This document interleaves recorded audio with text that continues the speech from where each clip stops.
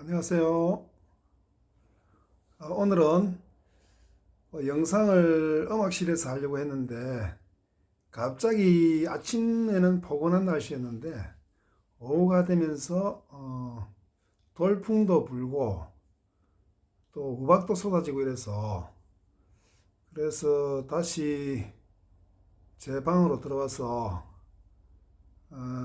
영상을 예전에 그 경험 사례 중에서 실패 사례를 좀 공유하고자 여러분들은 실패를 하시지 마시라고 좀 제가 올려드립니다. 퇴직생활 시리즈로 올린 겁니다.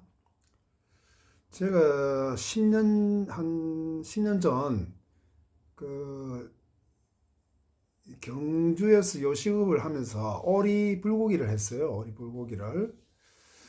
그때는 요리에 대해서는 모르고 마케팅의 어떤 방법을 잘 활용해가지고 제가 경주 맛집으로 거의 그 네이버 파워 링크, 오바 초이스,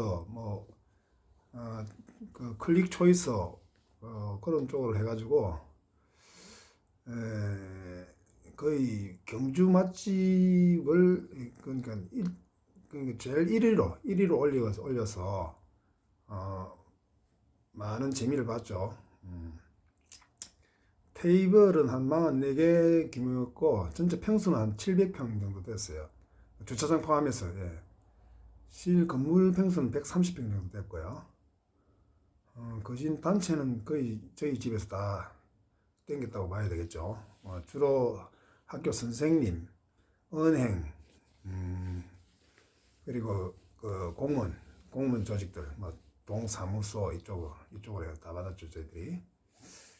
그 당시에는 구제역이 있어가지고, 제가 처음 그게 사업을 시작할 때가 인수해서 할 때 저기 여름이 조금 지나고 한 7월 달인가? 여름 시작되면서 했구나. 7월 달 시작했는데, 그 해에 그 겨울에 연말에 구제역이 좀 창궐 하는 바람에 이 돼지고기와 소고기를 안 먹고 좀 오리고기를 먹게 됐어요. 그래가지고 그때 제가 그 처음 그 요식의 발을 에, 스탠스를 하면서 거의 대박이죠. 초대박이죠. 하루에 보면 연말에는 보통 월 오리를 팔아서 월 1억 정도 이상 팔면은 대박이라고 할 수 있죠. 초대박이라고 할 수 있죠. 그렇게 팔았는데 그게 이제 운도 따랐고 또 그 구제역이라는 그 이슈가 있어서 전부 연말에 회식을 오리로 했던 것 같아요. 그때는 단체를 뭐 두 팀 받고 뭐 거의 빗자루 쓸다시피 했으니까 그릇 치울 때 그냥 테이블 위에 있는 그릇을 그냥 빗자루 썰었어요. 썰어가지고 나중에 이제 그 설거지도 하고 이랬는데 그래서 이제 오리로 해서 돈을 많이 좀 벌었는데 그렇게 하다 보니까 이제 그 소문이 나가면서 민물장어 사업을 하자는 제안이 들어와가지고 그래서 민물장어 사업에 뛰어들었어요. 그 민물장어는 그 자연산인데 그러니까 우리나라에서 나는 건 민물장어 자연산 1kg 하면 뭐 그때 돈 20만 원씩 이랬으니까 수입 그러니까 지중해에서 나오는 그 민물장어를 그러니까 생장어를 살아있는 상태에서 한국으로 들어오는 그런 사업이었죠. 예전에는 그 지중해에서 나는 장어들을 전부 다 그 가죽으로 가지고 가방을 만들었어요. 그런데 이태리에서 가방을 만들었는데 그게 이제 최근 들어가지고 그게 동물보호법이 생기면서 그 전면적으로 장어를 가방에 재료로 쓰면 안 된다 이래 가지고 그게 이제 금지가 되면서 그 장어들이 거의 그쪽 나라는 또 장어를 안 먹어요. 아랍 쪽이기 때문에. 그래서 그쪽을 개발해가지고 개척하면 이제 일본하고 장어를 많이 먹는 나라가 일본하고 한국하고 중국도 많이 먹어요. 중국이 제일 많이 먹고 그다음에 일본, 그다음에 한국 그렇게 됐는데 그래서 이제 그 장어 사업을 그쪽에서 해서 장어를 자연산을 가져오면은 거의 뭐 연간 순이익으로 한 200억 이상을 어, 얻을 수 있다는 거를 계산상으로 나오더라고요. 그 1톤 베이스 일주일 1톤 베이스로 들어왔을 때. 그래서 저는 그쪽에 그때 여유가 좀 있었기 때문에 한 3억 정도를 투입했을 거예요. 1차로 3억 정도 투입해가지고 양어장도 좀 준비를 하고 했는데, 그래서 가게도 지금은 가게를 경주에 하나, 언양, 부산하고 울산 사이에 언양에 하나, 그 다음에 대구에는 뜨랑길에 하구원 민물장어를 해가 열고, 경주에는 계림정, 언양에는 광진수산, 이렇게 세 군데를 열게 됐는데, 처음에는 그게 그 자연산이 들어와서 구우니까 기름기도 좋고 엄청 그게 맛이 있었어요. 그게 맛이 있고 그게 굉장히 반응이 좋았어요. 민물장어가. 그런데 그게 이제 한 3개월 들어오고 나니까 그게 이 장어가 안 들어오는 거예요. 수입이 들어와야 되는데 1톤 베이스로 계속 날라와야 되는데 안 들어와가지고, 그래가지고 제가 이제 한 18시간 걸려서 저기 지중해 북아프리카 쪽에, 지중해 남단 북아프리카 티니지로 갔어요. 티니지. 요새 축구를 좀 잘하더라고요. 티니지가 아주 못 사는 나라인데, 옛날에 거기 세계사 공부를 하다 보면 카니발 장군이 활동했던 그 무대더라고요. 보니까 지중해 남단에 이태리 사람들이나 그쪽에 유럽 사람들이 이제 거의 여름에 휴양지로 많이 사용하더라고요. 가보니까 장어가 한 3개월 일정이 많이 잡히다가 제가 갔을 때는 2월달 정도 됐는데 그 장어가 거의 안 잡히고 그냥 낚시 수준이에요. 낚시로 잡아가지고는 그쪽에는 아프리카 사람들이 게을러가지고 그렇게 1톤씩 맞출 수가 없어요. 양을 맞출 수 없더라고. 이제 잡힐 때는 거의 그냥 삽으로 퍼야 돼요. 배 한가득 그냥 뭐라고 해야 되나, 우리 멸치 잡듯이 그렇게 많이 들어가요. 장어가 안길라. 장어는 종류가 많아요. 장어의 이름이 안길라라고 하는, 민물장어를 안길라라고 하는데, 안길라가 제일 장어의 수준이 높은 거예요. 한마디로 학명이. 그 다음에 유럽 지중해 쪽이 안길라고, 그 다음에 한국 일본 쪽, 일본해 한국 동해 이런 쪽에서 올라오는 거에 뭐냐면 안길라 자포니카. 그 다음에 저기 필리핀 쪽에 나오는 게 안길라 삐꼴로라 하고, 그 다음에 아프리카 쪽에는 안길라 모잠비크라고 해요. 제일 품질이 좋은 게 안길라, 그리고 안길라 자포니카. 좀 비슷하게 생겼어요. 아주 자연산이다 보니까 장어의 씨알도 그러니까 1kg에 한 3위 정도, 5미, 3위 이 정도 되는데 아주 우리가 구워서 드시기에 딱 좋은 거예요. 너무 크지도 않고. 그게 이제 지중해에서는, 그쪽 근변에는, 지중해 연변에서 잡히는 게 보통 어부에 저희게 4,500원 정도, 1kg에 4,500원을 주게 되면은 그게 세관 통과하고 이래 하면 9,700원에서 만원 수준 정도 되더라고요. 그래 해서 이제 세관 통과하고 비행기 비용까지 해서 들어오면은 1,500원 정도, 1,500원, 11,000원 1kg에 그 정도밖에 안 들어가요. 그걸 이제 우리나라에서는 19,500원에 제가 1kg에 5미짜리를 19,500원으로 회전을 시켰는데 마진이 굉장히 좋죠. 근데 한국에는 자연산이 거의 1kg에 10몇만 원씩 했으니까, 15만 원씩 이렇게 했으니까. 그리고 양식이 그때는 22,000원씩 이렇게 했어요. 그 양식보다도 훨씬 더 또 우리가 되게 싼 게 되는 거죠. 그러니까 인기가 많았죠. 구우면 기름도 많고 엄청 맛있었어요. 반응이 좋았는데도 불구하고 이제 이 장어가 3개월밖에 일제히 많이 잡히는 게 풍천이라 하잖아요. 장어는 풍천, 바람이 불 때 확 그게 잡히는 거예요. 그게 바다하고 민물하고 그 사이에서 그게 이제 3개월밖에 안 잡히니까 이게 도저히 안 되는 거예요. 1년 동안 계속 돌려야 되는데 그 상황이 안 돼가지고 제가 이제 티니지 가보니까 그런 상황이 발생해가지고 버티기 위해서 그 장어를 아주 그 작은 장어, 그러니까 장어의 새끼라 해야 되나?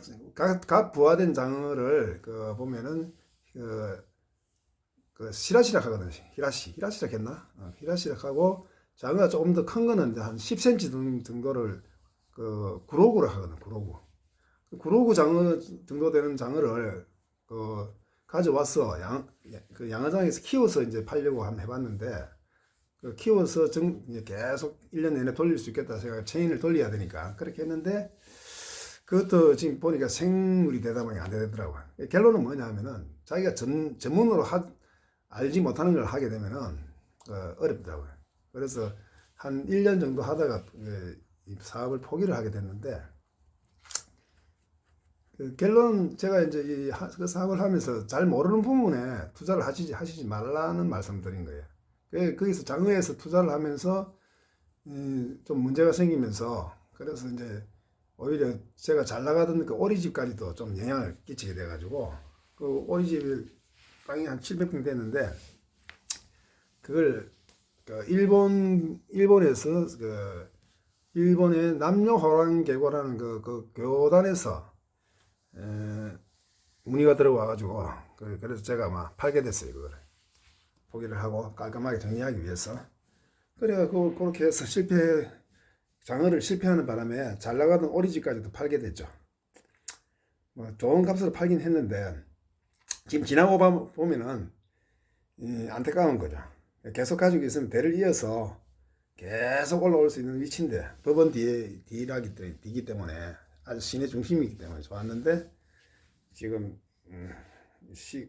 한 5년 정도 10년 정도 지나 보니까 후회가 되더라고요. 결론은 뭐냐면은 전문적이지 않은 경험이 없는 부분에는 욕심 부려서 투자할 게 아니다. 지식이 없다 보니까 하기 굉장히 힘들었어요. 그런 어려움들이 있더라고요. 보면 그래서 제가 이제 그 장어를 하면서 알제리까지도 가기도 했어요. 알제리에 장어를 가져가기 위해서 알제리 쪽이 장어가 좀 더 알제리 라군의 장어가 계속 사시사철 나올 수 있다 해서 알제리가 뭐냐면 독재 국가이기 때문에 그 비자를 발급해서 가야 되는 거예요. 그러니까 알제리는 공산국까지 들어갔어요. 제가 장어를 구하기 위해서 민물 장어의 꿈을 실현하기 위해서 갔는데 장어를 가져 나오는데 가지고 나오는 그 절차가 힘들어요. 공산주의 국가에서는 이제 장어를 알제리에서 티니지로 가져와서 티니지에서 비행기로 띄우려 했는데 장어가 너무 많이 죽었어요.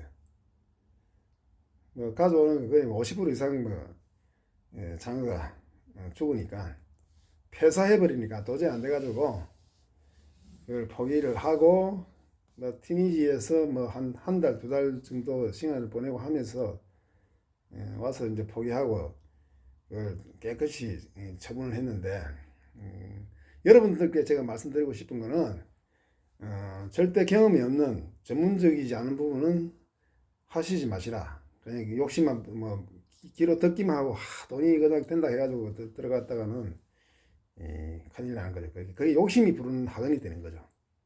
저는 그 당시에 이제 여러 가지로 그 사업을 통해서 새로운 어떤 돌파구를 열어서 기업을 인수하겠다는 그런 생각도 가지고 이렇게 시작을 했는데 그게 지금 제가 전문성이 떨어지다 보니까 실패하고 지금은 또 그걸 잘 이어받아서 아마 잘 하고 있을 겁니다. 지금 왜냐 시스템이 좋아서 검증시켜서 들어오는 방법도 있고 안 그러면 이제 고바야키라 하나? 가바야키는 일본식 말인데 가바야키로 해가지고 장어에 양념을 묻혀서 오는 방법들이 있거든요. 그런 식으로 해서 냉동을 가져와서 냉동으로 진공팩을 해서 파는 방법들 그런 걸로 해가지고 좀 활성화되는 것 같더라고요. 보니까. 그리고 또 생장어가 나올 때는 파주에서 많이 사용하더라고요. 2미짜리 1kg에 2마리짜리 그런 거 큰 고기들을 파주에 가면은 많이 구이로 많이 사용하더라고요. 그래서 제가 이제 장어 사업이 생각이 나가지고 제가 말씀드렸습니다. 장어는 상당히 종류도 많고 다양하고 재밌어요. 보면 장어 아직까지 장어가 부화가 어떻게 되는지 아직까지 정확한 그게 안 나왔어요. 이제 이렇게 제가 생각하기에는 장어가 심해 깊은 바다에서 그 알을 잉태할 때는 배가 터지면서 심해 바다 밑에 아주 아래에서 모래 속에서 터지면서 그게 이제 알이 부화하면서 나오면서 민물 쪽으로 들어오면 민물장어가 되는 거고 바다에 있게 되면 바다장어. 붕장어 많잖아요. 붕장어, 바다장어, 갯장어, 뭐 장송어 뭐 종류가 많아요. 그 민물로 들어오게 되면 그 민물장어인데 그 장어에 대해서는 아직까지 정확한 그게 안 나왔어요. 그게. 실험도 제대로 안 되고 있고. 그 장어는 양식이 어떻게 되냐면은 그 부화를 해서 하는 게 아니고 그 장어 아주 그 어린 새끼들 그게 이제 성냥개비만 하거든요. 어릴 때 멸치만 하는 거 그걸 이제 잡아서 이제 키우는 겁니다. 양식장에서. 그걸 이름을 뭐라 하냐면 히라시라 했나 히라시 아마 히라시 일반 말로 히라시라 했을 거야 아마 히라시를 잡아서 그걸 키워서 그 양식장에서 키우면은 그 한마디로 양식장어가 되는 거고 그게 이제 민물로 올라가서 강에서 크게 되면은 그게 이제 민물장어가 되는 거죠. 오늘은 뭐 제가 영상을 할 시간도 없고 해서 오늘 날씨도 그렇고 해서 방에서 이렇게 장어 얘기를 좀 했습니다. 조금 재미가 있었는지 모르겠네요. 나중에 댓글 주시면은 장어에 대해서 제가 아는 한 또 경험을 바탕으로 제가 또 답을 달아드리도록 하겠습니다. 네, 오늘은 여기까지입니다. 감사합니다. 안녕히 계세요. 네.